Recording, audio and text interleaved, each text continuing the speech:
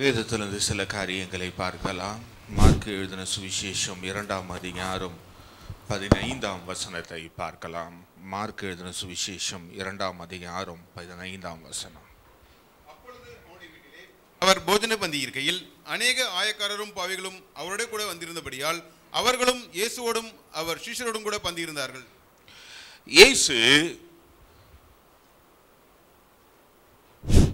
எல்லோரையும் ஒரே சமமா அவர் ட்ரீட் பண்ணுகிறார் என்பதை குறித்து தான் பார்க்கிறோம். இன்றைக்கு பார்க்க இருக்க காரியம் என்னவென்றால் the divine liberty, தெய்வீக சுதந்திரம். எப்பவுமே இயேசுவிடத்துல ஏற்றத்தாழ்வு கிடையவே கிடையாது.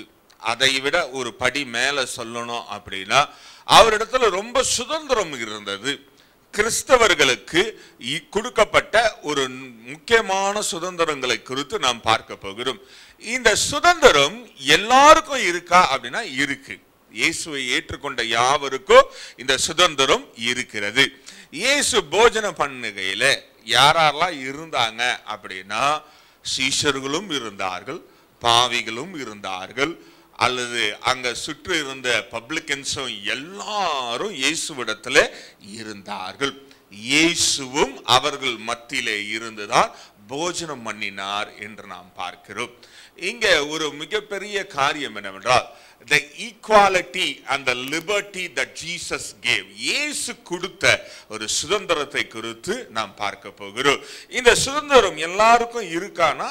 இருக்கு. அதுலயும் விசேஷமா தெரிந்து கொள்ளப்பட்டவர்களுக்கு இந்த சுதந்திரம் உண்டு. இயேசுவினால தெரிந்து கொள்ளப்பட்டவர்களுக்கு இந்த சுதந்திரம் இருக்கிறது, அதிகமா இருக்கிறது.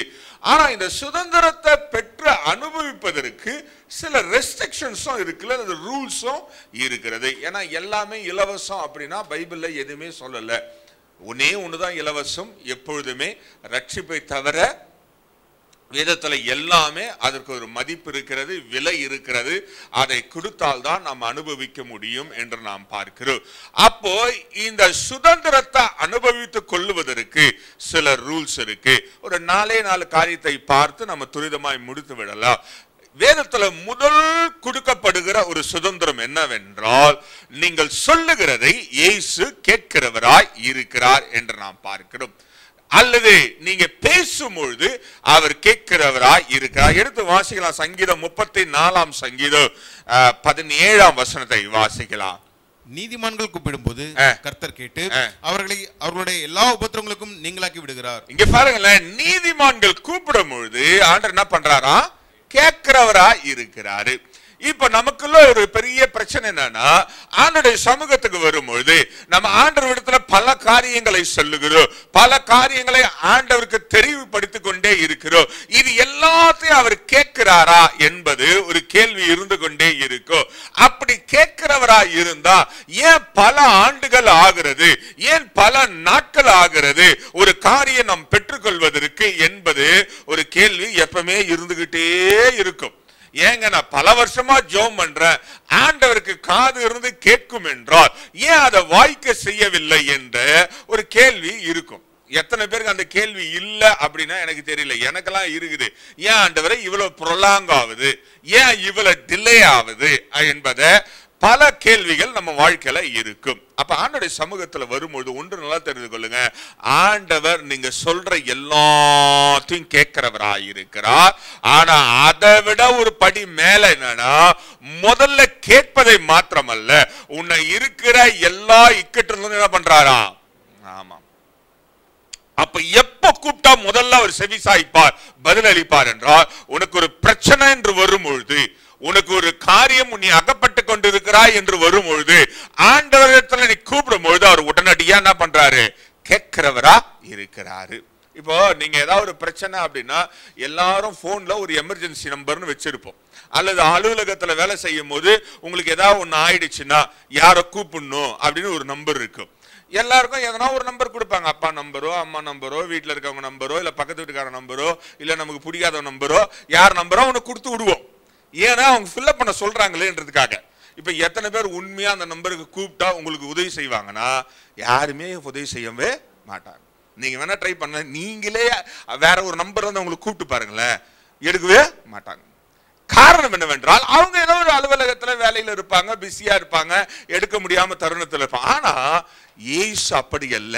நமக்கு கொடுக்கப்பட்ட முதல் சுதந்திரம் என்னன்னா, நீ கூப்பிடும் பொழுது அவர் செவிசாய்க்கிறவராய் இருக்கிறார் என்று நாம் பார்க்கிறோம். அதே சங்கீதக்காரன் 116ஆம் சங்கீதம் 1-2 வசனங்களை வாசிக்கலாம். கர்த்தரின் சத்தத்தையும் என் விண்ணப்பத்தையும் கேட்டதினால் அவரில் அன்பு கூறுகிறேன். இங்க பாரு, அவங்க சொல்றான் பாருங்க சங்கீதக்காரன், ஆண்டவர் என் சத்தத்தை மாற்றம் கேட்கல, அதோட கூட என்ன செய்தா, என் விண்ணப்பத்தையும் கேட்டார். அதனால என்ன பண்றானா, அவர் மேல அன்பு கூறுகிறவனா இருக்கிறான். இன்றைக்கு உங்களுக்கு கொடுக்கப்படுகிற முதல் சுதந்திரம் என்னவென்றால், God listens whatever you are saying. ஆண்டவர் நீ சொல்லுகிற எல்லாவற்றையும் என்ன பண்றாரா, செவி சாய்க்கிறவரா இருக்கிறார். இன்றைக்கு அதுதான் பெரிய பிரச்சனை. காது கொடுத்து கேட்காததுதான் பெரிய பிரச்சனை. அந்த காது இருப்பதோ இல்லாமல் இருப்பதோ நலம்.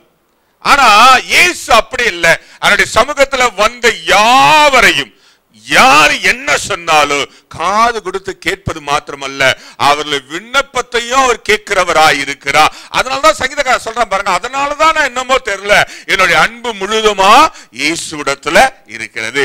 இப்ப நம்ம இயேசு மேல அன்பு வைத்திருக்கிறோம். ஏன் வைத்திருக்கிறோம் அப்படின்னா, ஏதோ ஒரு தருணத்துல நம்ம கேட்டதை அவர் வாய்க்க செய்தார்.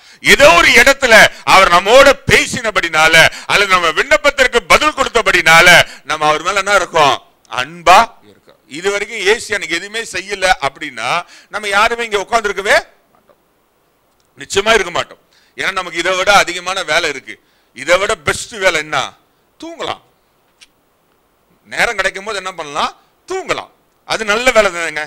எந்த பிரச்சனை கிடையாது, தலைவலி இருக்காது, வயிற்று வலி இருக்காது, பசி இருக்காது, கனவு எதுவுமே இருக்காது, நிம்மதியா தூங்கலாம். ஆனா எதுக்கு இங்க வந்து உட்கார்ந்து இருக்கிறோம், அவர் நம்ம விண்ணப்பத்தை கேட்பதுபடினால அவரிடத்துல அன்பை வெளிப்படுத்தும்படியாய் நாம் வந்திருக்கிறோம். ஹல்லேலூயா.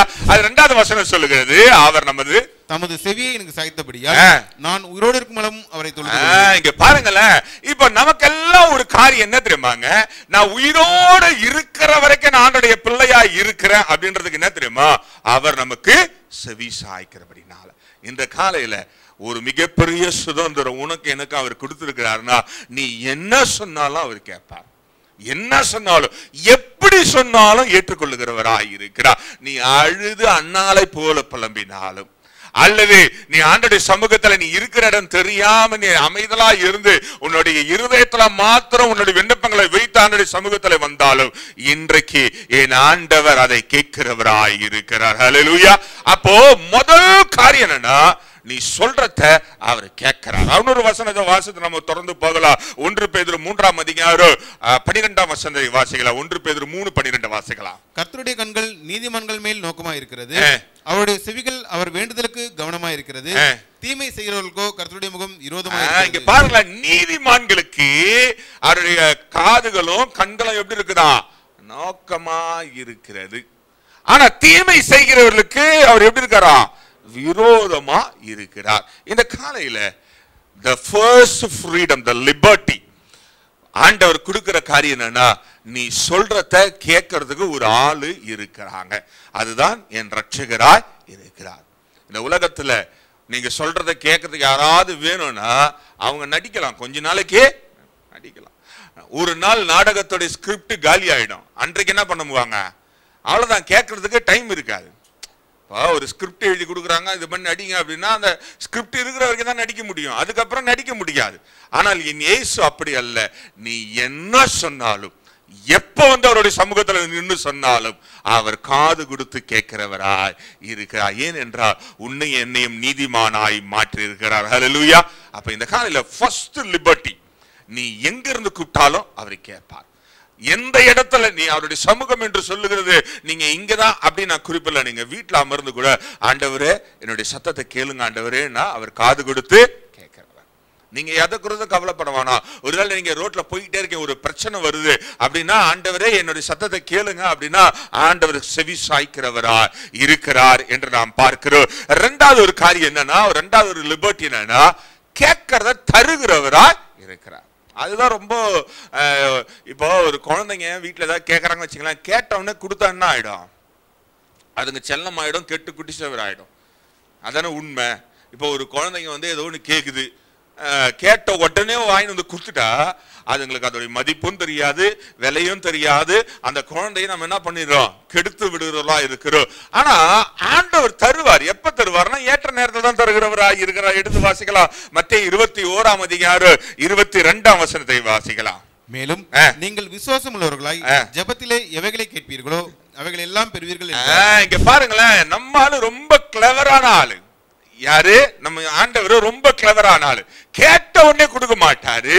விசுவாசத்துடன் ஜெபத்துல எதை கேட்கிறீர்களோ அதை என்ன பண்ணுவோம், விசுவாசத்துடன் இது என் ஆண்டவர் எனக்கு செய்வார் என்ற விசுவாசத்துடன் நீங்க ஜெபத்துல எதை கேட்கிறீங்களோ அதை தான் அவர் என்ன பண்ணுகிறவரா இருக்கிறார், தருகிறவரா இருக்கிறார். சும்மா போன போக்குல சிலர்லாம் பார்த்தீங்க வச்சுங்களேன், இந்த கடைங்களுக்கு எல்லாம் போனாங்கன்னா எதனா ஒன்று பொருள் பார்த்துட்டாங்களா, ஆண்டவரே இதே போல ஒரு பொருள் எனக்கு தாங்க அப்படின்வாங்க. ஆண்டவரும் கேட்டுன்னு தான் இருப்பார், கேட்காமலாம் இருப்பார். வேதம் சொல்லுகிறது நீதிமானுடைய வாயிலிருந்து வருகிற எல்லா வார்த்தையும் அவர் கேட்டுக்கொண்டே இருப்பார். ஆனா அது தருவாரா அப்படின்னா தரமாட்டார். ஏன் தெரியுமா, உனக்கும் விசுவாசம் இல்ல, நீ ஜெபத்துல கேட்கணும். அதுக்கப்புறம் ஒரு 3 மாசம் கழிச்சு வந்து ஆண்டவரே நான் கேட்டேன்னா இன்னுமே தரலையா அப்படின்னா, நீ ஜெபத்தோட விசுவாசத்தோட எதை கேட்கிறாயோ இயேசு சொல்லுகிற காரியம் அதை நம்ம பெற்றுக்கொள்ளுகிறவர்களா இருக்கிறோம். அப்ப ஒண்ணு கேட்கறத ஆண்டவர்கிட்ட வாங்கி கொள்ள முடியும் அப்படின்னா அந்த சுதந்திரம் அவர் நமக்கு தந்திருக்கிற காரணம் என்னவென்றால், நீங்களும் நானும் அவர் ரத்தத்தினால கழுவப்பட்டு எடுக்கப்பட்ட பிள்ளைகளாய் இருக்கிறோம். அப்போ கேட்டதை தருகிறவர். அதை எப்படி தருவார்னு நம்ம பார்த்து கொண்டே இருக்கிறோம். எரேமியா 33ஆம் அதிகாரம் 3ஆம் வசனம் நமக்கு தெரிஞ்ச வசனம் தான். என்னை நோக்கி கூப்பிடு, அப்பொழுது நான் உனக்கு உத்தரவு கொடுத்து நீ அறியாததும் உனக்கு எட்டாததுமான பெரிய காரியங்களை உனக்கு அறிவிப்பேன். இங்க பாருங்களேன், வேதம் சொல்லுகிறது நீ கேட்கும் பொழுது ஆண்டவர் விசுவாசத்தோட ஜெபத்தோட நீ கேட்டா பெற்றுக்கொள்வாய். ஆனா அதே கிடைக்குமா அப்படின்னா சிலருக்கு அதே கிடைக்கும், இல்லைன்னு சொல்லல. ஆனா என் ஆண்டவர் எப்படி கொடுப்பார்னா, உனக்கு தெரியாத அறியாத ஒரு காரியத்தையோ எட்டாத ஒரு காரியத்தை தான் தருகிறவரா இருக்கிறார். அதாவது ஒருவேளை நம்ம ஒவ்வொருத்தருட்டையும் ஆண்டர்கிட்ட இன்னைக்கு உங்களுக்கு ஆண்டவர் எல்லாத்தையும் தரப்போறாருங்க, ஒரு பேப்பர் பேனாயத்தை எழுதுங்க, ஒரே ஒரு காரியத்தை எழுதுங்க தருவாரு அப்படின்னு சொன்னா நம்ம எல்லாம் ரொம்ப ஈஸியா கேட்கக்கூடிய காரியம் என்ன தெரியுமா, இந்த உலகத்துக்குரிய காரியம். வேற எதுவுமே இல்ல. ஆண்டவர் தரப்போறாரு, ஆண்டவரே எனக்கு சுகம் அளிக்கிற வரம் தாங்க, எனக்கு தீர்க்க தரிசன வரம் தாங்க அப்படின்னு நம்ம யாரா கேட்பீங்க அப்படின்னு நீங்க இருப்பீங்கன்னா நான் நிச்சயமா சொல்றேன், ஆண்டவர் இன்றைக்கு நீங்க கேட்கறது எல்லாத்தையும் தருகிறவர் ஆயிருக்கு. ஆனா நம்ம என்னெல்லாம் எப்படி தெரியுமா இருக்கிறது, இந்த பூமிக்குரிய காரியங்களை தான் நோக்கி இருக்கிறது. இப்போ நான் சொன்ன மாதிரி பேப்பரா கொடுத்து நீங்க ஒரே ஒரு காரியத்தை ஆண்டவர்கிட்ட கேளுங்க இன்னைக்கு தருவாருன்னா நம்ம என்ன கேட்போம், காரு, வீடு, வேற லலிதா ஜுவல்லரிஸ்லேருந்து நகை, வேற நல்ல சுகம் பலன். சுகம் பலன் தந்தாலும் என்ன பண்ண போறோம், திரும்ப மண்ணுக்கு தான் போகுது, அது ஒன்றும் பிரச்சனை கிடையாது. வேற 100 கோடி ஊருக்கு போனோம், 100 கோடி 100 கோடி இயேசுவே, அது எண்ணி முடிக்கிறதுக்குள்ள நான்லாம் இறங்குறோம். 100 கோடி அப்பு பாத்திய. அப்போ யோசிச்சு பாருங்களேன், நம்ம எண்ணங்கள் எல்லாம் பூமிக்குரியவைகளாகவே இருக்கிறது. நான் தான் சொல்றேன் பாருங்களேன், கேட்கும் பொழுது சரியானது கேட்கணும். அறியாதது எட்டாததை செய்கிற தேவனா இருக்கிறார் என்றால் இன்றைக்கு வித்தியாசமா கேட்டு பாரு, ஆண்டவரே இந்த வருஷம் என் கையில ஒரு ஆத்துமா குடுன்னு கேட்டு பாரு, ஒரே ஒரு ஆத்துமா குடுன்னு கேட்டு பாரு. ஆண்டவர் உனக்கு நீ யோசிப்பதற்கு மேலான காரியங்களை தருகிறவராயிருக்கு. ஆனா நம்ம அதெல்லாம் தேடுவதே கிடையாது. நம்மளுடைய எண்ணங்கள் எல்லாம் இந்த அழிந்து போகிற பூமிக்குரிய காரியங்களை நோக்கி இருக்கிறது. அதனாலதான் என்னமோ தெரியல நம்ம கேட்கறதெல்லாம் கிடைக்கிறதே. நான் சொல்றேன், கேட்கறதெல்லாம் கிடைக்காத ஒரு ரீசன் என்ன தெரியுமா, நம்ம அழிந்து போற பொருட்கள். இந்த அழிந்து போற பொருட்கள் எல்லாம் வேதம் சொல்லுகிறது நீங்க கேட்டா கூட கொடுக்கிறாரு. அப்ப நீங்க கேட்க வேண்டியது, ஆண்டவரே இந்த வருஷம் முடிய பொழுது நான் இது 11ஆம் மாசம் தானே, 11ஆவது மாதத்துல இருக்கிறேன், இந்த 11 மாசம் என்னோட 10 மாதங்கள் வாழ்க்கையில நீ தராத ஒரு ஆத்துமாவை இந்த மாசம் எனக்கு கொடுங்க ஆண்டவரே. எப்படியாவது சத்தியத்தை சொல்லி நான் 12 மாதத்துக்குள்ள போவதற்கு முன்பதாக அந்த ஆத்துமாவை பரலோகத்துல சேர்ப்பது என் வேலைன்னு கேட்டு பாரு. நீ இந்த வருஷம் தொடங்கும் போது என்னெல்லாம் கேட்டியோ அது எல்லாத்தையும் ஆண்டவர் நீ நினைப்பதற்கும் மேலான காரியத்தை உனக்கு கட்டளையிட வருகிறவராயிருக்கு. அப்ப ஒன்று கேட்கணும், கேட்கும் போது எப்படி கேட்கணுமா, பெருசா கேட்கணும். கேட்கும் போது பெருசு என்ன தெரியுமாங்க? ஆத்தும அறுவடைனா ரொம்ப கஷ்டம், ரொம்ப கடினமான காரியம். இன்றைக்கு இருக்கிற காலத்துல ஒரு ஆத்துமாவை சம்பாதிப்பது என்பது ரொம்ப கடினமான காரியமாய் இருக்கிறது. அதுல இன்னொரு காரியத்தை மார்க் எழுதின சுவிசேஷத்துல ஏற்று சொல்லுகிறது பார்க்கலாம். 11ஆம் அதிகாரம் 24ஆம் வசனத்தை வாசிக்கலாம். மார்க் 11:24. அதனால் நீங்கள் நின்று ஜெபம் பண்ணும்போது எவைகளை கேட்டுக்கொள்வீர்களோ அவைகளை பெற்றுக்கொள்வோம் என்று விசுவாசியுங்கள், அப்பொழுது அவைகள் உங்களுக்கு உண்டாகும் என்று சொல்லுகிறேன். இங்க பாருங்க, இயேசு திரும்ப சொல்றாரு என்ன தெரியுமா? நீங்க நின்று ஜெபம் பண்ணும்போது முதல்ல நல்லா கேட்கணும், விசுவாசத்தோடு ஜெபிக்கும் பொழுது தருகிறவராயிருக்கிறார். இரண்டாவது, நீங்க மேலானவைகளை நாடி கேட்கும் பொழுது நீங்க அறியாததும் எட்டாததுமான பெரிய காரியங்களை செய்கிறவரா இருக்கிறார். அப்போ முதல் சுதந்திரம் கேட்கிறத செவி சாய்க்கிற தேவனாய் இருக்கிறார். இரண்டாவது ஒரு சுதந்திரம் தெரியுமா? கேட்கிறத தருகிறவராய் இருக்கிறார். அப்ப கேட்கிறத தருகிறவர் என்றதுக்காக நம்ம எல்லாத்தையும் கேட்க முடியாது. கண்ணுல பாக்குறதெல்லாம் கேட்டா அது எதுவுமே சாத்தியமாகாது. நமக்கு என்ன தேவையோ அதை கேட்பீர்கள் என்றால் வேதம் சொல்கிறது, இம்மையிலும் மறுமையிலும் அவர் ஆசீர்வதிக்கிற தேவன். இம்மைக்குரிய ஆசீர்வாதம் அல்லது இந்த பூமிக்குரிய ஆசீர்வாதம் ஒரு மனிதனுக்கு என்ன தெரியுமா? ரொம்ப சிறப்பான ஆசீர்வாதம். ஆரோக்கியமா காலையில் எழும்புவதே உண்மையான. காலையில் எழும்பும் போது கண்ணை திறந்த உடனே யாரெல்லாம் எழுந்து நிக்கிறோமோ அவங்க எல்லாம் ஆசீர்வாதமா. அது எவ்வளவு பெரிய ஆசீர்வாதம் உங்களுக்கு தெரியல. ஏன் தெரியுங்களா? நம்மை போல பல பேர் எழும்ப முடியாம இருந்தாலும் ஆண்டவர் உன்னை என்னை நிறுத்தினதே பெரிய ஆசீர்வாதமாய் இருக்கிறது. அப்ப கேட்கிறத தருகிறவராய் இருக்கிறார். மூன்றாவது ஒரு காரியத்தை குறித்து பார்க்க போகிறோம். என்ன தெரியுமா? ஜெபம் பண்ணா பதில் சொல்லுகிறவராய் இருக்கிறார். இப்போ நம்ம கிட்ட ஒரு பிரச்சனை என்னன்னா, ஜெபம் பண்ணா ஆண்டவர் பதில் சொல்ல மாட்டார். ஜெபம் பண்ணா உடனே பதில் சொல்ல மாட்டார். உடனே நம்ம எடுத்துக்கோ, தானியேல் கூட அப்படிதாங்க. எவ்வளவு நாள் ஜெபிச்சான்? 21 நாள் ஜெபிச்சான். அதுக்கப்புறம் தான் ஆண்டவர் பதில் சொன்னார். ஆனா ஆண்டவர் தானியேலுக்கு எப்ப பதில் அனுப்புனாரு? உடனே அவன் கேட்ட உடனே எடுத்து வாசிக்கலாம். ஏசாயா எழுதின புத்தகம் 65ஆம் அதிகாரம் 24ஆம் வசனத்தை வாசிக்கலாம். அப்பொழுது அவர்கள் கூப்பிடுவதற்கு முன்னே, இங்க பாருங்களேன், அப்பொழுது அவர்கள் கூப்பிடுவதற்கு முன்னே நான் மறு உத்தரவு கொடுப்பேன். இங்க பாருங்களேன், கூப்பிட்ட பிறகுதான் ஒரு ஆள் பதில் சொல்லணும். கூப்பிட்ட பிறகுதான் ஒரு ஆள் பதில் சொல்லணும். ஆனா நான் பிரசங்கிக்கிற ஆண்டவர் எப்படின்னா, கூப்பிடுவதற்கு முன்னே மறு உத்தரவு அளித்து அவர்கள் பேசும்போதே நான் கேட்டேன். கூப்பிடுறதுக்கு முன்னாடியே. இது எப்படி தெரியுமா? ரெண்டு நல்ல நண்பர்கள் இருக்கிறாங்க வச்சுங்களேன். இவன் தான் யோசிக்கிறானோ அதை அவன் செய்வான். அவன் என்ன செய்ய போறான் என்பதை இவனுக்கு நல்லாவே தெரியும். அப்போ இயேசு எப்படிப்பட்ட மனிதராய் இருக்கிறார், எப்படிப்பட்ட பதிலை உங்களுக்கு தருகிறவராய் இருக்கிறார், அல்லது நீங்க எதிர்பார்ப்பது எப்படி என்றால், நீங்க கேட்கறதுக்கு முன்னாடியே, கூப்பிடுறதுக்கு முன்னாடியே உங்களுக்கு இருக்கிறேன் சொல்லுங்க அப்படின்னு சொல்லிட்டு காது கொடுத்து கேட்கிறவராய் இருக்க. காது கொடுத்து யோசிச்சு பாருங்களேன். நம்ம வாழ்க்கையில அப்படி யாராவது ஒரு ஆள் இருக்காங்களா? நீங்க கூப்பிடுறதுக்கு முன்னாடி வந்து சொல்லுங்க, கூப்பிட்டீங்களா அப்படின்னு கேட்கறதுக்கு. சாமுவேல் மட்டும் தான் இருந்தான். ஏலி கூப்பிடுறதுக்கு முன்னாடி போய் கூப்பிட்டீங்களான்னு. அது கூட ஆண்டவர் கூப்பிட்டாரு. அவனுக்கு தெரியாம போய் ஏலிகிட்ட போய் கேள்வி கேட்டிருந்தான். அப்படி உங்க வீட்டுல கூட வீடோ உலகத்திலேயே எங்க வேணா வச்சுங்களேன், நீங்க வாழற இடத்துல நீங்க கூப்பிடுறதுக்கு முன்னாடியே என்ன கூப்பிட்டியா, என்ன சொல்ல போற சொல்லு அப்படின்னு யாரா இருக்காங்களா? யாருமே இருக்க மாட்டாங்க. ஆனா என் ஆண்டவர் சொல்றாரு, எப்படிப்பட்ட பதிலை தருகிறார் என்றா, உங்க ஜெபத்துக்கு எப்படி பதில் தரானா, நீ கூப்பிடுறதுக்கு முன்னாடியே செவி சாய்த்து நீ ஜெபிக்கிறது அவர் கேட்கிறவராய் இருக்கிறார். இன்னொரு வசனம் சங்கீதக்காரன் சொல்றான், 91ஆம் சங்கீதம் 15ஆம் வசனத்தை வாசிக்கலாம். அவன் என்னை நோக்கி கூப்பிடுவான், நான் அவனுக்கு மறு உத்தரவு அருளி செய்வேன். ஆபத்தில் நானே அவனோடு இருந்து அவனை தப்பிவித்து அவனை கனப்படுத்துவேன். இங்க பாருங்களேன், ஆண்டவர் பதில் கொடுக்கும் பொழுது என்ன பதில் வரும் அப்படின்னா, உன்னை கனப்படுத்துகிற அளவுக்கு பதில் தருகிறவர். The answer should be honored. உனக்கு வருகிற பதில் எப்படி இருக்கணுமா? உன்னை கனப்படுத்துகிற அளவுக்கான பதிலை தருகிறவர். இப்ப யோசிச்சு பாருங்களேன். இப்போ ஒரு ஆளுக்கு ஒரு பதில் வேண்டும் அப்படின்னா, ஒருவேளை உங்களுக்கு ஒரு வீடு வேணும்னு ஜெபம் பண்றீங்க வச்சுங்களேன். வீடு வேணும் ஜெபம் பண்றீங்க. திடீர்னு நீலாங்கரையில போட் ஹவுஸ் கிளப்ல ஒரு வீடு குத்துட்டாருன்னா எப்படி இருக்கும்? போட் கிளப் ஹவுஸ்னு ஒன்று இருக்குது சென்னையில.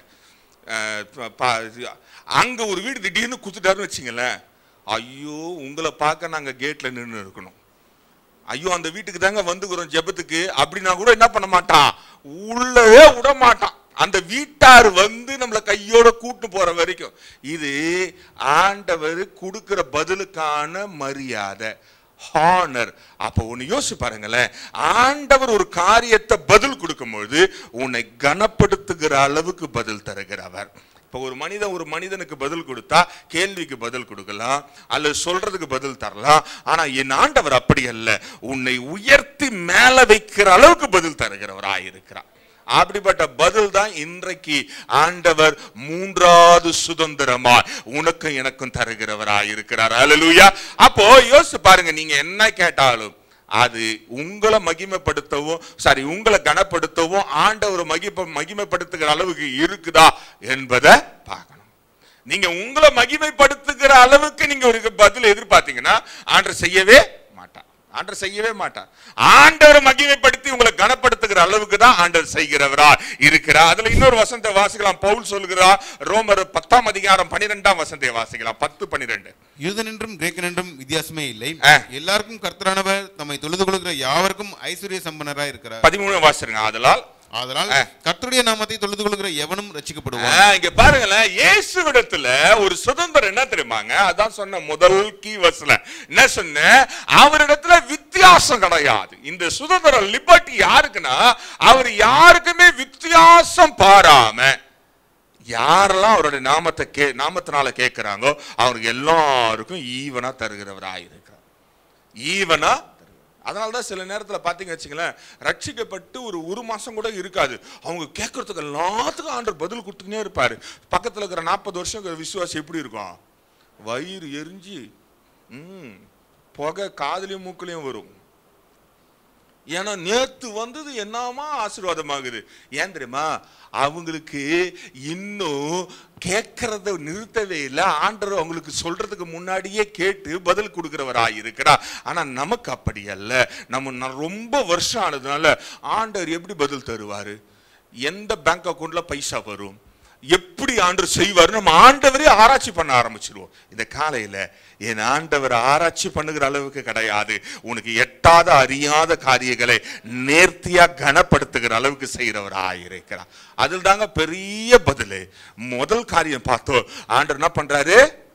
செவி சாய்க்கிறார். ரெண்டாவது பார்த்தோம், கேட்கிறத.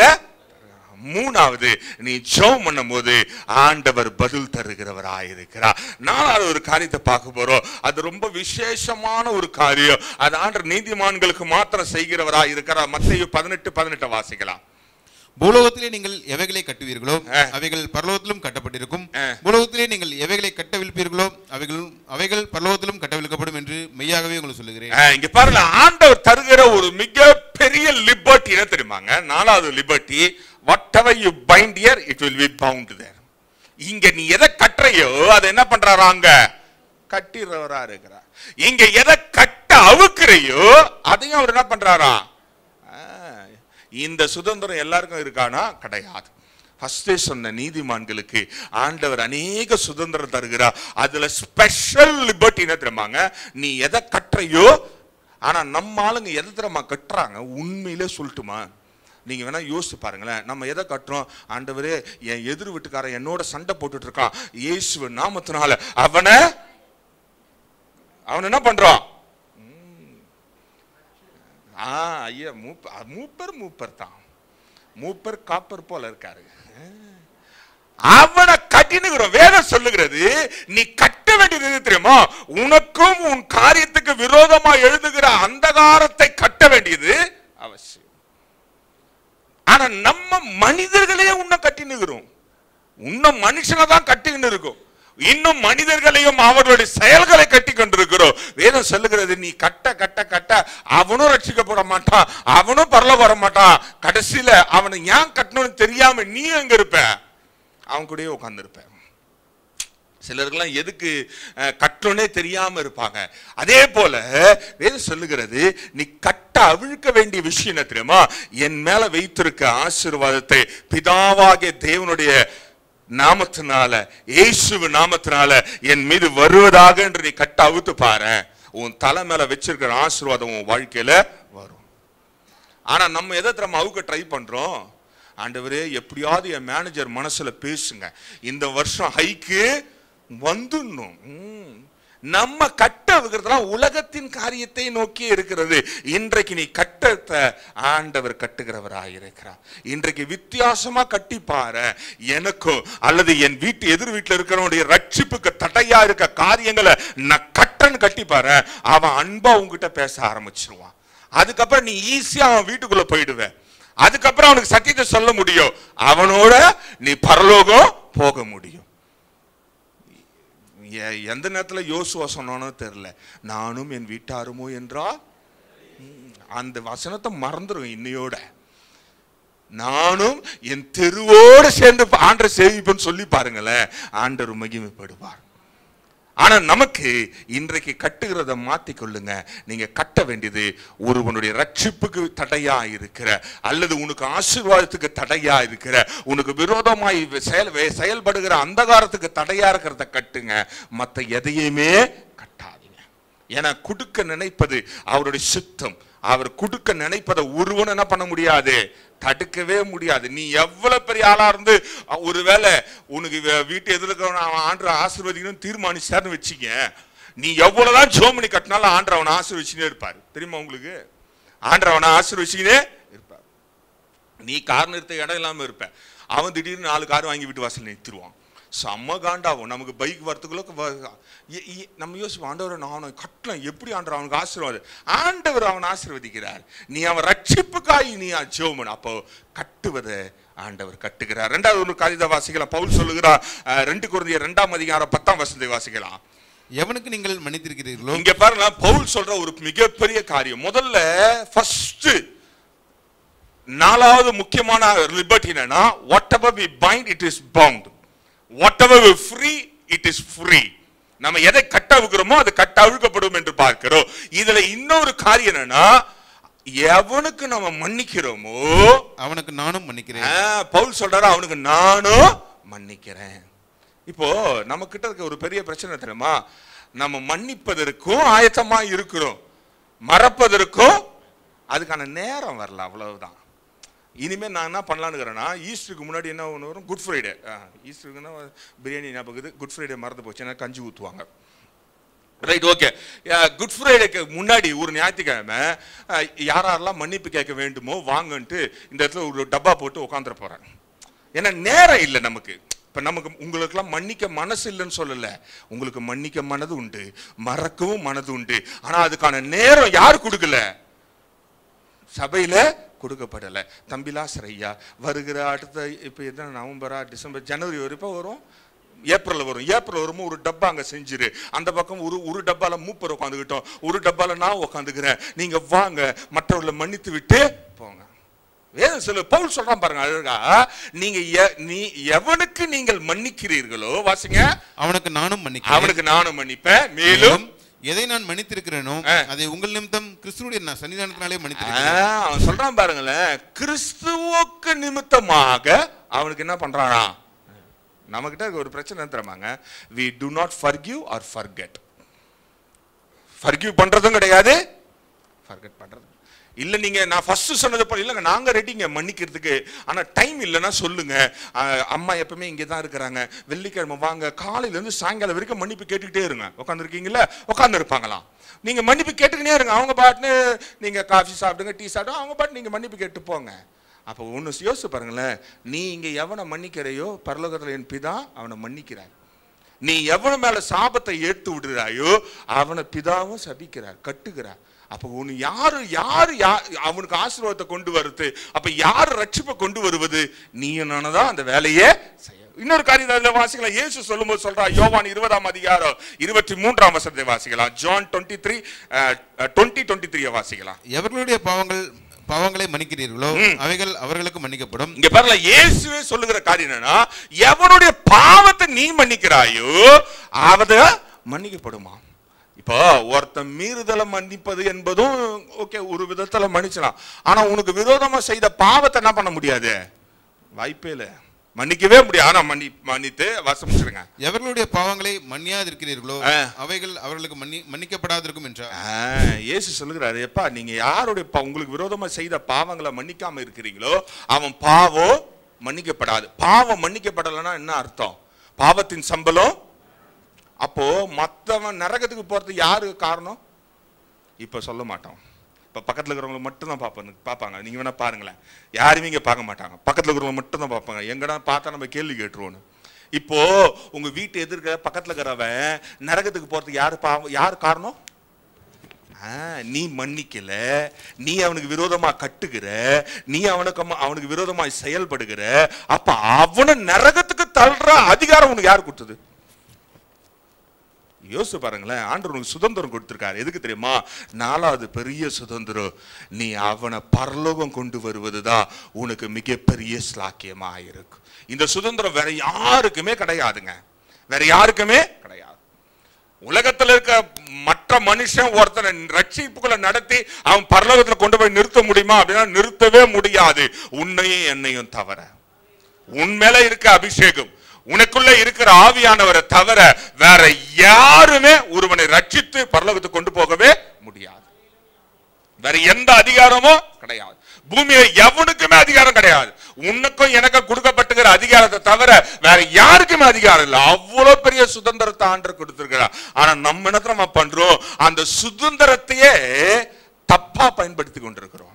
சுதந்திரத்தையே எப்படி பயன்படுத்துறோம்? அவனை கட்டுறோம், அவனை சபிக்கிறோம், அவனுக்கு விரோதமா வெஞ்சன்ஸ் வச்சுக்கிறோம், அவனுக்கு விரோதமா நீ இதை செஞ்சல பாரா என்ன அவரன்றோம். ஆனா வேதம் சொல்லுகிறது, நீ அவனை மன்னித்தினா நான் அவனை மன்னிப்பேன், நீ அவனுடைய பாவங்களை மறந்து விடுவாய் என்றா நானும் அதை கழிச்சிடுவேன், இயேசு மகிமைப்படும்படியா இதை செய்வேன், நீங்க அவனை விடுதலை ஆக்குவா என்றா, அவனை ரட்சிக்கக்குள்ள நடத்துவா என்றா நான் அவனுடைய பேரை எங்க எழுதுவேன்? ஜீவ புத்தகத்துல. இன்றைக்கு எவ்வளோ பெரிய சுதந்திரத்தை நம்ம கையில வச்சுக்கிட்டு ஒரே இடத்துல உக்காந்துக்கின்னு நானும் என் வீட்டாருமோ என்றால், இனிமே இந்த வசனத்தை சொல்ல மாட்டீங்க. இனிமே ஒரு வசனம் ஞாபகம் வச்சுங்க, நானும் என் ஆத்துமாவோ என்றால் ஆண்டவரையே. நீங்க சம்பாதிக்கிற ஆத்மா உங்க கிரீடத்துல வந்து சேரும். நீங்க கொண்டு வந்து சபையில சேர்த்ததுனால பாஸ்டர் மண்டை காலியாகுது, எக்ஸ்ட்ரா ஒரு முத்து வச்சிருவா நினைக்கிறீங்களா? வாய்ப்பே இல்லை. யாரு சம்பாதிக்கிறாங்களோ அவங்க கிரீடத்தில் தான் முத்து, அவங்க கிரீடத்தில் தான் முத்து. ஒரு அம்மா இறந்து பரலோகம் போச்சான். கதை சொல்றேன், நான் இப்ப கதை சொல்ல மாட்டேன். ஒரு அம்மா இறந்து பரலோகம் போச்சான். அந்த அம்மா தலை முடியெல்லாம் இல்லாம அப்படியே முத்துக்கெல்லாம் இருந்துதான். கூடவே பாஸ்டரும் போனாராம். அவர் மண்டையில எதுவுமே இல்லையா. இந்த அம்மா பார்த்தா, ஐயோ ஏன் பாஸ்டர் எல்லா விசுவாசியும் வந்தாங்களே. ஏமா எல்லா விசுவாசியும் நீதாம்மா ரட்சிப்புகளை நடத்தின, நான் என்ன பண்ணேன்? வெறும் பிரசங்கம் தான். அப்ப யாருக்கு முத்து சேரும்? அப்ப யார் கையில இருக்கிற அந்த சுதந்திரம்? இப்போ உங்களுக்கு புரிஞ்சா சந்தோஷம், ஆண்டவருக்கு ஸ்தோத்திரம். புரிஞ்சா? உங்களுக்கு சுதந்திரம் புரிந்து விட்டது இல்ல, உங்களுடைய லிபர்ட்டி என்னன்னு புரிந்து விட்டது இல்ல, அப்ப உங்களுக்கான கடமை என்னன்னு புரிந்து விட்டது இல்ல. இது எல்லாத்தையும் ஆண்டவர் தருகிறார். இன்றைக்கு ஒரு தீர்மானம் எடுங்க, எனக்கு கொடுக்கப்பட்ட அந்த சுதந்திரத்தை இயேசுக்காக மாத்திரம் நான் பயன்படுத்துவேன் என்று தீர்மானிங்க. ஆண்டவர் உனக்கு சுதந்திரமா நீ சொல்லுகிறத கேட்கவோ, நீ கேட்பதற்கு பதில் தரவோ, நீ சொல்லுகிற எல்லாற்றையும் வாய்க்க செய்கிற தேவனாய் இருக்கிறார். இன்னொரு 3 காரியத்தை பார்த்து, இது ஈஸியா நடந்துறதெல்லாம் கிடையாது. வேத வசனம் ஈஸியா தான் இருக்கும், பிரசங்கம் பண்ணும் போது கேட்கும் போது இனிமையா தான் இருக்கும். ஆனா எல்லாருக்குமே நடக்குமானா வாய்ப்பே இல்லை ராஜா, நடக்கவே நடக்காது. எடுத்து வாசிக்கலாம். நீதிமொழிகள் 6ஆம் அதிகாரம் 5ஆம் வசனத்தை வாசிக்கலாம். Proverbs 6:5 வாசிக்கலாம். வெளிமான் வேட்டைக்காரன் கைக்கும் குருவி வேடன் கைக்கும் தப்புவது போல நீ உன்னை தப்புவித்துக் கொள். முதல் ரூல் நம்பர் 1 ஞாபகம் வச்சுக் கொள்ளுங்க. இந்த ஃபர்ஸ்ட் சொன்ன 4 லிபர்ட்டி அல்ல ஃப்ரீடம், தெய்வீக லிபர்ட்டி, தெய்வீக சுதந்திரம் யாருக்கு கிடைக்கும்னா முதல்ல ரன் அவே, ஓடுறவனுக்கு தான் கிடைக்கும். எங்கிருந்து ஓட வேண்டும் என்றால் வேட்டைக்காரனுடைய கைக்கும் வேடனுடைய கைக்கும் தப்புவதை போல. வேட்டைக்காரன் என்ன பண்ணுவான்? மறைஞ்சிருந்துதான் அடிப்பான். தெரியுமா உங்களுக்கு? ஒரு மானை அடிக்கணும்னு வச்சுங்களேன், மான் நேரா வந்து அது நிற்கும் போது மானுக்கு நேரா போய் குறி வச்சு அடிச்சா மான் நின்றுனே இருக்குமா? நீங்க சொல்றதை பார்த்து, நீங்க பார்க்கறத பார்த்தா நாங்க அப்பெல்லாம் மானை பார்த்ததே இல்லைங்க. மானை பார்த்தது நேரா ஜூக்கு போங்க, ஒரு கல் எடுத்து வச்சுங்க, அச்சரிக்கிச்சிட போறீங்க, தூக்கி உள்ள போட்டுருவானுங்க. பாஸ்டர் தான் சொன்னாரு கல் அடிக்க சொன்னாருன்ட்டு, அதை செய்யாது, போய் மானை பார்த்துட்டு வந்துருங்க. அப்போ இப்ப இந்த மான வேட்டையாடுறவன் எப்படி அடிக்கணும்? மறைந்திருந்து தானே அடிப்பான். உங்கள் கவனத்தை திசை திருப்பி தான் அடிப்பான். அப்ப வேத வேதம் சொல்லுகிறது நீ எங்கிருந்து ஓட வேண்டும் என்றால், இந்த 4 விதமான சுதந்திரத்தை அனுபவிக்கணும்னா முதல்ல ஓடு. யாரெல்லாம் உன்னை மறைந்து இருந்து அடிக்கிறார்களோ, உன்னை கொல்ல வேண்டும் என்று தீர்மானிக்கிறார்களோ, அந்த இடத்துல எப்படி மானாடு சொல்லி குதித்து ஓடுகிறதோ அதே போல நீ என்ன பண்ணும், ஓடணும். ரெண்டாவது, வேடம் என்ன தெரியுமா பண்ணுவான், இந்த குருவிங்களுக்கு இந்த அந்த காலத்துல பறவைகளை பிடிக்கிற வேடம் என்ன பண்ணுவான்னா, அதுக்குன்னு ஒரு வலை இருக்கு, சின்னதா இருக்கும் அந்த வலையோடைய கயிறுகள். ஆமா, கன்னி வலை. அதுக்கு இருக்கிறதே தெரியாது. இந்த முயல் பிடிக்கிறவங்களை பார்த்துருக்கீங்களா? காட்டுக்குள்ள எத்தனை பேர் முயல் பிடிச்சிக்கிறீங்க? ஒன்று கூட இல்லை. நீங்கள்லாம் வேட்டை ஆடுந்தே இல்லை. நம்மலாம் தமிழ் என்று சொல்லுவதற்கே, தமிழ் என்றால் அடி வேட்டையாடி அடிச்சு பிடிச்சி இழுத்து அடிச்சு சின்னவனாமா. சரி, ரைட்டு, விடுங்க. இந்த வலை தெரியவே தெரியாது. அழகா மண்ணோட மண்ணா விரிச்சிருவான். அது மேல ஆகாரத்தை தூவிடுவான். அதுல குருவிகளும் முயல்களும் மற்ற சின்ன ஜீவராசிகள்லாம் வந்து வலை இருக்கிறதே தெரியாம தின்னுட்டு இருக்கான். இவன் சரியான நேரத்துல பார்த்து ஒரு கயிறை இழுத்தானா சுத்தி 4 பக்கமும் அப்படியே லாக் ஆயிடும். 4 பக்கமும் அப்படியே மூடிக்கொள்ளும். இந்த மாட்டிக்கொண்ட குருவிகள் எல்லாம் இந்த இதெல்லாம் உள்ளிருந்து தப்பிக்கவே முடியாது. பிசாசு அப்படிதான் நம்மளை மாட்ட வைக்கணும்னு அவன் தீர்மானம். நீ முதல்ல ஓடணும், ரெண்டாவது தப்பிக்க வழி தேடணும். இது இந்த மாதிரி நேரத்தில் என்ன தெரியுமா பண்ணும், உடனே சிறகடித்து அந்த மூடுவதற்கு முன்பதாக அந்த கேப்ல என்ன பண்ணணும், பறந்து ஓடணும். அப்படி ஓடலைன்னா உள்ள மாட்டிக்கும், வேடனுக்கு கொண்டாட்டமா ஆயிடும். இன்றைக்கு உனக்கு 4 விதமான சுதந்திரத்தையும் ஆண்ட தர காத்து கொண்டிருக்கிறார். ஆனா முதல்ல செய்ய வேண்டியது run away from all evil things. உன்னை தப்புவித்துக் கொள். இயேசுவுக்கும் வேற வசனத்துக்கும் விரோதமாய் செயல்படுகிற, அல்லது உனக்கு தெரியாம மறைந்து இருந்து அடிக்கிற, அல்லது உன்னை கண்ணில விழ வைக்கிற எல்லா காரியத்திலிருந்து நீ என்ன பண்ணுமா, ஓடணும். அடுத்த ஒரு வசனத்தை வாசிக்கலாம். கொஞ்சம் கஷ்டமா தான் இருக்கும். 1 கொரிந்தியர் 10:14 வசனத்தை வாசிக்கலாம். ஆகையால் எனக்கு பிரியமானவர்களே, விக்கிரக ஆராதனைக்கு விலகி ஓடுங்க. இங்க பாருங்க, ரெண்டாவது அவர் என்ன சொல்றாங்கன்னா, எதுல இருந்து விலகி ஓடணுமா? ஆமா, விக்கிரக ஆராதனை ஏற்கனவே பல தடவை சொல்லிட்டேன். மனிதன் கையினால செய்கிற அந்த கல்லு சிற்பம், அது சிற்பம், அது விக்கிரம் இல்ல. உன் இருதயத்துல ஒண்ணு வைத்திருக்க தெரியுமா, இயேசுவுக்கும் மேல, உன் ரட்சிப்புக்கும் மேல, அல்லது உன்னுடைய காரியங்களை ஆண்டவருடைய சமூகத்துக்கு மேல ஒண்ணு வச்சிருக்க தெரியுமா, அதுதான் விக்கிரகம். அதை விட்டு என்ன பண்ணுமா, விலகி ஓடும். இன்னொரு டைம் இல்ல, துரிதமா முடிச்சிடறேன். திரும்ப நீதிமொழிகள் 3:7 வசனத்தை வாசிக்கலாம். இன்னொரு பெரிய காரியத்தை விட்டு விலகி ஓட வேண்டியது அவசியமான இருக்குது. என்னன்னா, நீ உன்னை ஞானி என்று எண்ணாதே. நீ என்ன பண்ண கூடாதா, உன்னை ஞானி என்று எண்ணாம கர்த்தருக்கு பயந்து தீமையை விட்டு ஓடு, விலகு. அதே ஏசாயா 5:21 வசனத்தை வாசிக்கும் பொழுது, தங்கள் பார்வைக்கு ஞானிகளும், தன்னுடைய பார்வைக்கு ஞானிகளும், தங்கள் எண்ணத்துக்கு புத்திமான்களுமாய் இருக்கிறவர்களுக்கு ஐயோ. தன்னுடைய எண்ணத்துக்கு புத்திமானா இருக்கிறவனுக்கு. இப்ப யாராவது உங்ககிட்ட வந்து ரொம்ப தெரிஞ்ச மாதிரி பேசுறாங்கன்னு வச்சுங்க, நீ செய்ய வேண்டிய வேலை என்ன தெரியுமா, ஓடு அந்த இடத்த விட்டு. அவன் இடத்த விட்டு. இப்ப வேதத்துல இருந்து ஒரு காரியத்தை யாரா பேசுறாங்க, உங்களுக்கு விளக்கி சொல்றாங்க, அல்லது உங்ககிட்ட கேள்வி கேட்கறாங்க, அதை நீங்க பகிர்ந்து பேசி ஒரு வேத ஞானம் வருகிறதுன்றா நீங்க இருந்து கேளுங்க. அதை விட்டு இந்த உலக பிரகாரமான காரியத்துல எதையாவது ஒண்ணு பேசி அவன் ஞானியை போல அவன் காட்சி அளிக்கிறான் அப்படின்னா நீ என்ன பண்ணு, விட்டு விலகி. ஆனா நம்ம மனசு எங்க தெரியுமா காத்திருக்கும், அப்படி யாரா பேசினா அந்த இடத்துல கூடாரம் போட்டு உக்காந்துருவாங்க. கூடாரம் போட்டு இந்த ஊருக்கு அதை பேசினா ஊர் ஆயாங்களுக்கெல்லாம் ரொம்ப சந்தோஷமா இருக்கும். ஆயாங்களுக்கு டைம் போகாது. பார்த்துருக்கீங்களா, இந்த ஊரில் இருக்க ஆயாங்களுக்கெல்லாம் டைம் போகாது. அதில் என்ன டைம் போகிறது, காலையில் எழுந்து பல்லு விளக்குனா சாப்பிட்டுட்டா அதுக்கப்புறம் என்ன வேலை இருக்குது ஆயாங்களுக்கு சொல்லுங்களேன். யார் வீட்லையா போய் ஏதாவது கதை பேசி தான் ஆகணும். அப்போது இந்த மாதிரி எண்ணத்தில் பேசும்போது இந்த 2 ஆயா தான் பேசும். முதல் நாள் பார்க்கும்போது அந்த தெருவில் பக்கத்து தெருலேருந்து ஒரு ஆயா தடி ஊனினே வந்து 3ஆவது ஆயா உட்காரும். அடுத்த வாரம் பார்த்து வச்சுங்க, இன்னொரு பக்கத்து ஏரியாலேருந்து ஒரு 4 ஆயா ஒன்னா வரும். அந்த டைமுக்கு 11 மணியா வந்தா ஆயாக்கள் மாநாடு நடக்கும். இன்னைக்கு ஆயா மாநாடு போயிடுச்சு தெரியுமா உங்களுக்கு. எந்த ஆயாவும் வீட்டை விட்டு போறதில்ல, போனா அடிக்கிற வெயில்ல போயிடும். அதுக்கப்புறம் நம்ம போக வேண்டியது இருக்கும் ஆயாவுக்கு பாயா வைக்க. இப்போ யோசிச்சு பாருங்களேன், இன்னைக்கு கிறிஸ்தவங்க உலக ஞானத்தை யாரா பேச ஆரம்பிச்சா வாயை திறந்து பொழுது பார்த்துனுக்குது. டிவி ஆன் பண்ணா எனக்கு இந்த பிளஸிங் டிவி பார்க்குறீங்க, ஏஞ்சல் டிவி, அதெல்லாம் எனக்கு கவலை இல்லை. அதெல்லாம் பார்த்தாலும் சரி பரலோகம் போக மாட்டோம், பார்க்கலனாலும் நம்ம பரலோகம் போவோம். ஓகேவா? அது விட்டுறேன். ஆனால் இந்த டிவி ஆன் பண்ணாலே உலக ஞானத்தை தேவைதான். நாட்டில் என்ன நடக்குதுன்னு தேவை. ஒருவேளை இன்னைக்கு மழை பெய்யுமா தெரிஞ்சுங்க. பேயினா ரெயின் கோட் எடுத்துன்னு போங்க, முடிஞ்சு போச்சு. கொடை எடுத்துன்னு போங்க, முடிஞ்சு போச்சு. பேயாதா நீங்கள் ஜாலியாக ஒயிட் ஷர்ட்டை போட்டுன்னு வெளியே போங்க, அவ்வளோதானே நமக்கு தேவை. அதை விட்டு உலக ஞானமும் அறிவுத்தனமா எவனா பேசுறானா வாய பொழுதுக்குன்னு 3 மணி நேரம் அந்த டிவிக்குள்ளேயே உட்காந்துக்கிறோம். பத்தியா, பிசாசு கண்ணியை விரிக்கிறான், அந்த நேரத்தை திருடுகிறான். அதை ஞானமா எண்ணி நீ விலகி ஓடுவதுதான் அவசியமானதா இருக்கிறது. நான் சொல்ல வருகிறது அதுதான். அவன் அழகா விரிக்க ரெடி, நீ ஓடினாதான் உனக்கு அந்த லிபர்ட்டி தருகிறவராய் இருக்கிறார். அப்படி என்றால் இந்த காலையில முதல் காரியம், if you want all 4 freedoms, 4 லிபர்ட்டியான காரியங்கள் உனக்கு வேண்டும் என்றால் ஃபர்ஸ்ட் என்ன பண்ணணும்? ஓடணும். பக்கத்துல இருக்கிறவங்க பார்த்து சொல்லுங்களேன், நான் ஓட ரெடி. சொல்லுங்களேன், நான் ஓட.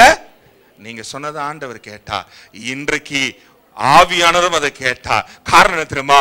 இனிமே உனக்கு பிசாசு கண்ணிகளை விரிக்கும் பொழுது உன் கண்களை திறந்து ஆண்டவர் உன்னை ஓட வைக்கிறவராயிருக்கிறார். 2வது காரியத்தை வாசிக்கலாம். யோவான் 14ஆம் அதிகாரம் 15ஆம் வசனத்தை வாசிக்கலாம். யோவான் 14:15 நமக்கு தெரிஞ்ச வசனம் தான். நீங்கள் என்னிடத்தில் அன்பாக இருந்தால் என் கற்பனைகளை கைக்கொள்ளுங்கள். இங்க பாருங்களேன், அடுத்தது ரொம்ப முக்கியமான காரியம் என்னன்னா, keep his commandment. முதல்ல ஓடணும், 2வது என்ன பண்ணணும்? அவருடைய கற்பனைகளை கைக்கொள்ளணும். அதுல இன்னொரு வசனம் வருகிறது. யோவான் 14ஆம் அதிகாரம் 21ஆம் வசனத்தை வாசிக்கலாம். என் கற்பனைகளை பெற்றுக்கொண்டு அவைகளை கைக்கொள்கிறவனே என்னிடத்தில் அன்பாக இருக்கிறார். பாருங்க, கற்பனைகளை கைக்கொள்ள வேண்டியது கடமையா இருக்கிறது. It is a rule number 2. You have to hold the commandments. அப்பதான் அவரிடத்துல என்னவா இருக்கிறோமா? அன்பா இருக்கிறோம். முதல்ல சொன்னேன், நம்ம எல்லாம் ஆண்டோடைய அன்பு நிமித்தமா தான் இங்க என்ன பண்றோம். அந்த அப்போ இங்க வந்து இருக்கிற நம்ம எதை கடைப்பிடிக்கணுமா? கற்பனைகளை கைப்பிடிக்க வேண்டியது. அது அன்பா இருக்கிறது. என்னிடத்தில் அன்பா இருக்கிறவன் என் பிதாவுக்கு அன்பா இருப்பான், நானும் அவனில் அன்பா இருந்து அவனுக்கு என்னை வெளிப்படுத்துவேன் என்றார். இங்க பாருங்களேன், ஆண்டவர் சொல்றாரு, இதுக்குள்ள ஒரு மிகப்பெரிய ஹிடன் சீக்ரெட் வைத்திருக்கிறார். If you keep the commandment, நீ கற்பனைகளை கை கொண்டு என்னிடத்துல அன்பா இருப்பாய் இருக்கிற வெளிப்படுத்துவாய் என்றா, யாரை வெளிப்படுத்துவாரா? அவரையே வெளிப்படுத்துவார். அவரையே. அதுக்காக நீங்க திடீர்னு வந்து என்கிட்ட நைட்டு தூங்கும் போது ஏசுநாதர் வீட்டுக்கு வந்தாருன்னு சொன்னீங்க வச்சுக்கல, அடிதான் இருக்கும். ஏன்னா சிலர்லாம் வந்து ஃபோன் பண்ணுவாங்க, நான் நேற்று ராத்திரி தூங்கும் போது வெள்ளை கலர்ல ஏசுநாதர் வந்தார், ஏன் கருப்பு கலர்ல வரமாட்டாருன்னு கேட்டிருக்கேன். ஏசுநாதர் ஏன் வெள்ளை கலர்லயே தான் வரணுமா? சிவப்பு கலர்ல வரமாட்டாரு? கருப்பு கலர் வெளிப்படுத்துவார் என்றா. யோவான் 1:1 சொல்லுகிறது, ஆதியிலே தேவன் வார்த்தையாய் இருந்தா அந்த வார்த்தை இயேசுவாய் மாறி நம்ம இடத்துல கொடுக்க. அப்படின்னா இந்த வேத வசனத்தில் இருக்கிற மறைபொருள்களை எல்லாவற்றையும் உனக்கு வெளிப்படுத்துகிறவராய் இருக்கிறார். ரகசியம் அதுதான். அப்ப நீ உடன்படிக்கையில கமாண்ட்மெண்ட்ஸ் நீ கை கொள்வாய் என்றார். 2 கமாண்ட்மெண்ட் தான், அதுவும் 2:1 தான். அன்பா இருக்கணும். அப்ப நீ அவரை வெளிப்படுத்துவார் என்றா, வேத வசனத்துடைய ரகசியங்களை அழகா வெளிப்படுத்துவா. நீ படிக்கும் பொழுது பரிசுத்தாவிக்குள்ள இருந்து அது எப்ப எழுதப்பட்டது, எதற்காக எழுதப்பட்டது, சாராம்சம் என்ன, அதோடைய சென்டர் போக்கஸ் என்ன, அதோடைய எல்லா துணை காரியங்களையும் ஆவியானவர் வெளிப்படுத்தி விடுகிறவராயிருக்கிறார்.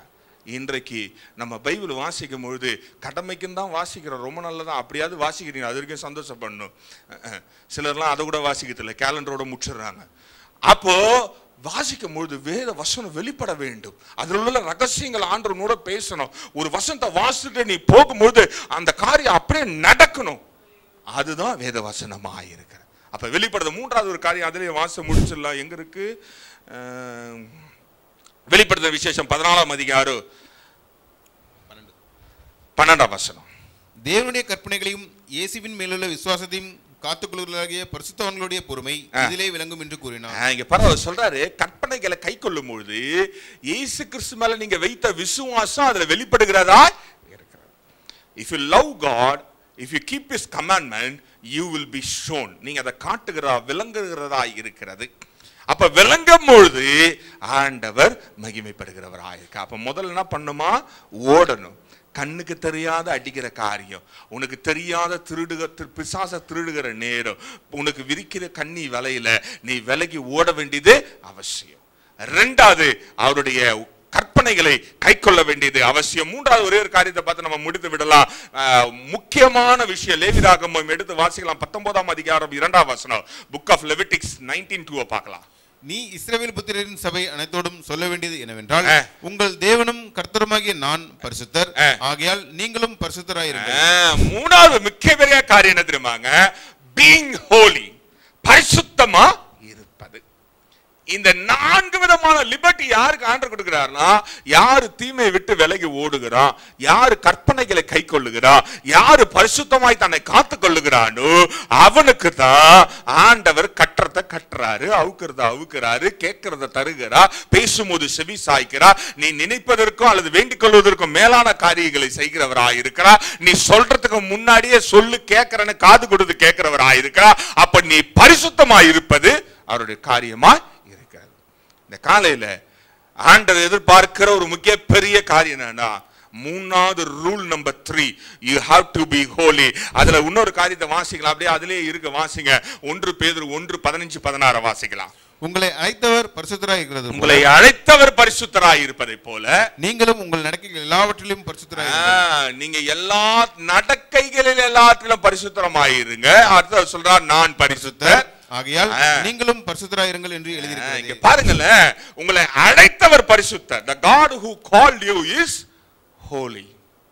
அவர் பரிசுத்தர். அதனால நம்ம எதுல பரிசுத்தமா இருக்க முடியும் அப்படின்னா, உங்க நடக்கையிலே பரிசுத்தமா இருங்க. The way you walk, the way you see, the way you talk, the way you show yourself, be holy. நீங்க நடக்கிறதுல, நீங்க பேசுகிறதுல, நீங்க செய்கிறதுல, உங்களுடைய காரியங்களில் நீங்க பரிசுத்தரை காட்ட வேண்டியது அவசியமானதா இருக்கிறது. இந்த காலையில இந்த 3 காரியம் இருக்கும் அப்படின்னா நீ சொல்லவே வேணாம், ஆண்டவர் உனக்கு செவி சாய்க்கிறவராக இருக்கிறார். இன்னொரு ஒரே ஒரு வசனத்தை வாசித்து முடிச்சலாம், நேரம் இருக்கிறதுனால. 2 கொரிந்தியர் 7ஆம் அதிகாரம் 1ஆம் வசனத்தை மாத்திரம் வாசிக்கலாம். 2 கொரிந்தியர் 7:1. இப்படிப்பட்ட வாக்குத்தத்தங்கள் நமக்கு உண்டாயிருக்கிறபடியினால் பிரியமானவர்களே, மாம்சத்திலும் ஆவியிலும் உண்டான எல்லா அசுசியும் நீங்க நம்மை சுத்திகரித்துக் கொண்டு பரிசுத்தமாக்குதலை தேவ பயத்தோட பூர்ணப்படுத்த கடவோம். இங்க பாருங்க, அவர் சொல்றாரு, பவுல் சொல்றான் கொரிந்தியருக்கு எழுதும்போது, மாம்சத்துக்குரிய எல்லா காரியங்களிலும் அசுசையிலிருந்து நீங்க நீங்களாக்கி உங்களை பரிசுத்தமாக்குவதே பூர்ணப்படுகிறதா இருக்கிறது. the fullness, அந்த ஃபுல்னஸ்க்குள்ள வரும்பொழுது ஆண்டவர் நீ சொல்லுகிறத அழகா கேட்கிறார். ஒருவேளை இந்த காலையில் நான் ரொம்ப நாளா ஜெபிக்கிறேங்க, ஆனா ஆண்டவருக்கு எனக்கு பதில் தரவே இல்லை, இல்லை ரொம்ப நாளா ஒரு விஷயத்தை கேட்கிறேன், அதுக்கான காரியம் வாழ்க்கையில நடக்கவே இல்லை, அல்லது நான் சொல்றதை அவர் கேட்கிறாரான்னு கூட தெரியல, நான் ஒரு காரியத்தை கேட்கிறாது எனக்கு கிடைக்கவே இல்லை, அல்லது நான் ஒரு விஷயத்தை எனக்கு விரோதமாய் வர்றதை கட்ட ட்ரை பண்றேன், ஆனா அது கட்டுப்படல. சீசர்களை ஆண்டவர் அனுப்பினாரு, இவங்க போயிட்டு உடனே ஓடி வந்துட்டாங்க. ஆண்டவரே, பிசாசு ஓடல. யார் கூட இருந்து போன ஆளுங்க? இயேசுநாதர் கூட இருந்த ஆளுங்க. இயேசுநாதர் கூட இருந்த ஆளுங்க எவ்வளவு பவர்ஃபுல்லா இருக்கணும். இப்போ ஒன்றும் இல்லை, சிஎம் கூட இருக்கிற ஸ்டாலின் சிஎம் கூட இருக்கிறவங்களாம் எவ்வளோ பவர்ஃபுல்லான ஆள். திடீர்னு ஒரு ஆள் வந்துட்டாங்கன்னு வச்சுங்களேன், அவ்வளோதான். அவங்க கூட ஒரு 10 போலீஸ் வரும், 10 கட்சிக்காரங்க வருவாங்க, அவ்வளோ ஒன்றுமே இல்லாததுக்கு அவ்வளோ பந்தா காட்டுவாங்க. 5 வருஷம் கழிச்சு எங்கே இருக்கிறாங்கன்னு யாருக்குமே தெரியாது. இப்போ நம்மால் அதை விட மேலு உலகத்தின் ரட்சகர் அவர் கூட இருந்து போன சீசர்களுக்கு என்ன ஓட்ட முடியலையா? சாதா பேய ஓட்ட முடியல. காரணம் என்ன தெரியுமா? they do not realize that they have the power in the name of Jesus. இன்றைக்கு நமக்கு கூட அதுதான் பிரச்சனை. நமக்கு விரோதமாய் வர்றதை கட்டினாலும் கட்ட முடியல, கட்ட அவுத்தாலும் அவுக்க மாட்டுது, நமக்கு எதுவுமே கிடைக்க மாட்டுது. காரணம் என்ன வேண்டாம்? we do not realize that our God who called us is a holy God. உங்களை அழைத்தவர் பரிசுத்தர் என்பதை நம்ம உணர்வதே கிடையாது. இருந்த இடத்துல கண்களை மூடி இந்த காலையில வேதம் சொல்லுகிறது, ஒரு தெய்வீக சுதந்திரத்தை என் ஆண்டவர் நமக்கு தருகிறவராயிருக்கிறார். இந்த காலையில ஆமாங்க, நான் பேசுறத கேட்கணுங்க, என் ஆண்டவர் கேட்கிறவராய் இருக்கிறார். முதல்ல he listens. நீ பேசும்போது அவர் கேட்கிறார், நீ கூப்பிடும் போதே அவர் கேட்க ஆரம்பிச்சார். நீ கூப்பிடும் பொழுது அவர் கேட்கிறார். நீ கேட்கிறத தருகிறேன் என்று சொல்லுகிறவர். நீ கேட்பதுக்கும் மேலான காரியம், அறியாதது எட்டாத காரியங்கள்லாம் உனக்கு செய்யறேன்னு சொல்லுகிற தேவன். இன்றைக்கு நீ கேட்க, நீ எதை யோசிக்கிறாயோ அதுக்கும் மேலே ஆண்டவர் தருகிறவராயிருக்க. காரணம் என்னன்னா, உன்னை கனப்படுத்த அவர் மகிமைப்படும்படியாகவே அது செய்கிறவர். டு ஹானர் யூ, அவர் செய்கிற தேவன். இந்த காலையில ஆமாங்க, எனக்கு அப்படி ஒரு காரியம் இருந்தா எனக்கு நல்லா இருக்கும், அப்படி ஒரு காரியம் வாழ்க்கையில நடந்தா நல்லா இருக்கும் என்று நீ கேட்டுக்கொண்டிருப்பாய் என்றா, நான் சொன்ன 3 காரியத்தை ஜாக்கிரதையா கவனிங்க. Rule number 1, run away from all evil things. வேதத்துக்கு தீங்கா எண்ணுகிற எல்லா காரியத்திலும் இருந்து விலகி ஓடு. எவ்வளவு தூரம் ஓட முடியுமோ ஓடு. 2வது, உடன்படிக்கைய அப்படியே கைக்கொள். வேத வசனம் சொல்லுகிறதை போல வாழ். வேத வசனம் சொல்லுகிறதை போல வாழ். இயேசு மேல நம்பிக்கையாய் இருப்பது அநேகர் இருக்கிறாங்க. நீங்க மாத்திரம், நான் மாத்திரம் அல்ல. இயேசுதான் தெய்வம்னு நிறைய நம்புறவங்க இருக்கிறாங்க. இயேசு உலகத்தின் ரட்சகர்னு நம்புறவங்க நிறைய இருக்காங்க. இயேசு நல்லவர்னு நம்புறவங்க நிறைய பேர் இருக்கிறாங்க. ஆனா வேத வசனத்தின்படி நடக்கிறவங்களோ சிலர் தான் இருக்கிறாங்க. அந்த சிலர்ல நீயும் நானும் இருப்போம் என்றா, நீ எதை கேட்டாலும் அதை தருகிறேன் என்றா, அந்த சுதந்திரம் இந்த 3 காரியத்தை செய்கிறவர்களுக்கு உண்டு. உன்னை பரிசுத்தமாய் வைத்துக்கொள். இந்த உலக காரியங்களிலிருந்து, அசுசியான காரியங்களிலிருந்து நீ விடுதலையாய் வெளியே வந்து உன்னை சுத்திகரித்துக் கொண்டு உன்னை பரிசுத்தமாக்கி கொள்ளும் பொழுது, நிறைவாய் ஃபுல்லா ஆண்டவரிடத்துல வரும்பொழுது ஆண்டவர் வெளிப்படுகிறவராய் இருக்கிறார். இந்த காலையில God gives us a wonderful thing, a divine liberty. எவ்வளவு பெரிய சுதந்திரம் பாருங்களேன். நம்ம ஒருத்தனை மன்னிச்சா ஆண்டவர் மன்னிக்கிறாராம். நம்ம ஒருத்தனை பாவத்தை மன்னிச்சா அவரும் அவன் பாவத்தை மன்னித்து அவனை ரட்சிப்புகளை நடத்துகிறாராம். அப்ப ரட்சிப்புகளை நடத்துவதும் நம்ம கையில தான் இருக்கு. ஒருத்தனை சபிப்பதும் நம்ம கையில தான் இருக்கு. வேதம் சொல்லுகிறது நமக்கு எல்லா அதிகாரத்தையும் கொடுத்திருக்கிறா. அந்த அதிகாரத்தை நீ ரட்சிப்புக்காய், அநேக ஆத்துமாக்களுக்காய் நீ பயன்படுத்தும் பொழுது ஆண்டவர் மகிமைப்படுவார். அவர் மகிமைப்பட்டா உன்னை கனப்படுத்துகிறவராயிருக்கிறார். அன்பின் பரலோக பிதாவே, இந்த காலையில எங்களை கனப்படுத்துகிற கிறிஸ்து, எங்களை பலப்படுத்துகிற கிறிஸ்து எங்களோட இருப்பதுக்காய் நன்றி ராஜா. இந்த காலையில ஆமா, நான் சொல்றத ஆண்டவர் கேட்கட்டும், நான் கேட்கறத அவர் தரட்டும் என்று எதிர்பார்க்கிற ஒவ்வொருடைய வாழ்க்கையில அவங்க ஜெபிக்கும் போது நீங்க கேட்கும்படியாய், அதை செய்யும்படியாய், கட்டுகிறத கட்டும்படியாய், அவிழ்க்கிறத அவிழ்க்கும்படியாய் நாங்கள் ஜெபிக்கிறோம். ஆண்டவரை ஒப்பு கொடுத்து நான் ஓட ரெடி, நான் உடன்படிக்கையை காத்துக்கொள்ள ரெடி, நான் பரிசுத்தமா என் வாழ்க்கையை வைத்துக்கொள்ள ஆயத்தம் என்று சொல்லுகிற ஒவ்வொருடைய வாழ்க்கையிலும் உம்முடைய சமாதானம் நிலைத்திருப்பதாக, உம்முடைய வல்லமை அவர்களோடு இருக்கட்டும். இயேசுவின் நாமத்தில் பிதாவே, ஆமென்.